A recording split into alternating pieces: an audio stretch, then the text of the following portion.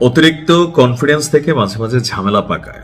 বাংলা একটা কথা আছে যে অতিবার বেরোনা ঝরে পড়ে যাবে। এই আগামী ত্রয়োদশ জাতীয় সংসদ নির্বাচনকে কেন্দ্র করে বিএনপি এবং জামাতের মধ্যে যে প্রতিযোগিতা চলছে, এর মাঝখানে জামাত অনেক দিকে অনেক ভালো কাজ করছে, আমরা প্রশংসাও করছি। কিন্তু কিছু কিছু জামাতের নেতা আছেন যারা মনোনয়ন পেয়েছেন, তাদের কর্মকাণ্ড দেখলে মানুষের মধ্যে একটা ভয় তৈরি হয় যে জামাত ক্ষমতায় গেলে আসলে এই মানুষগুলোকে কিভাবে ব্যালেন্স করবে। কারণ যখন আমরা দেখি খোদ সেনাবাহিনীর সাথে এই ধরনের বাক্য বিনিময়, তখন মনে হয় ডাক্তার শফিক সাহেব বা দলটির এক শ্রেণীর নেতারা যখন জামাতকে মানুষের কাছে গ্রহণযোগ্যতা দেওয়ার চেষ্টা করছেন, তো কিছু কিছু এমপি প্রার্থী যারা আছেন তাদের আচার আচরণে মনে হয় যে তারা যদি ক্ষমতায় যায় ধরাকে সরা জ্ঞান করবে। আমার মনে হয় এটার জন্য ক্ষমা চাওয়া উচিত। কথা বলছি বিএনপির সাথে, মানে জনাব তারেক রহমানের সাথে ঢাকা 17 আসন থেকে যিনি নির্বাচনী প্রতিদ্বন্দ্বী আছেন, এই মুহূর্তে খুবই আলোচিত আসম খালিদুজ্জামান। মানে টোটালি ভিন্ন জামাতের নেতাকর্মীরা যেভাবে প্রচার প্রচারণা চালান, ওনার বডিগার্ড, ওনার লাইফস্টাইল, টাকা পয়সা আছে হয়তো, কিন্তু সেনাবাহিনীর সাথে গিয়ে আজকে যে আচরণ করেছে এটা কোনোভাবেই আসলে মানার মতন বিষয় না। বলছিলেন ঘটনার প্রেক্ষাপটটা হচ্ছে ক্যান্টনমেন্টে তিনি হয়তো কোনো একটা কাজে গিয়েছেন, তো ক্যান্টনমেন্ট এলাকায় প্রবেশের একটা নিয়ম আছে।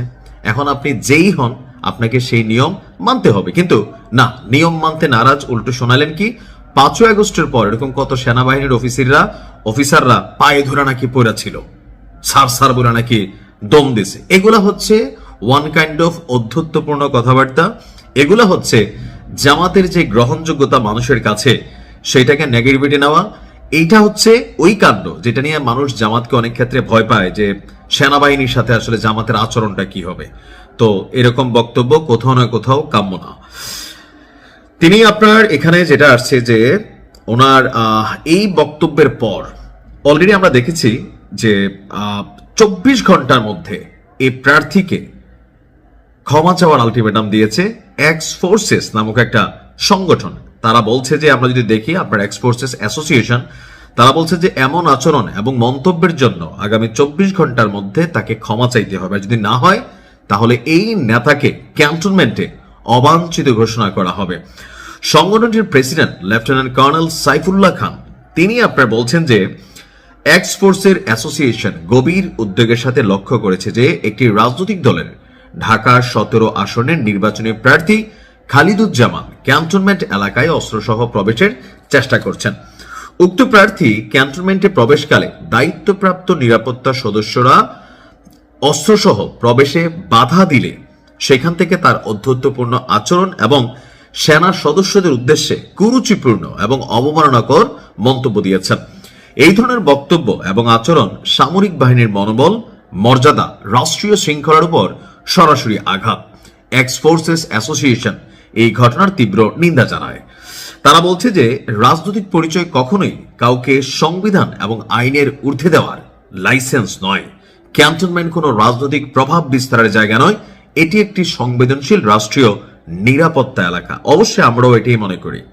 আমি বললাম না যে জামাতের কি বলা হয় যে এক শ্রেণীর মানুষ আছে যারা দিনরাত জামাতের গ্রহণযোগ্যতা বাড়ানোর চেষ্টা করতেছে, আর আরেক শ্রেণীর মানুষের মধ্যে এই আমার কাছে মনে হচ্ছে খালেদ সাইফুজ্জামান যিনি আছেন, সরি আমি যার নাম কথা বলছি,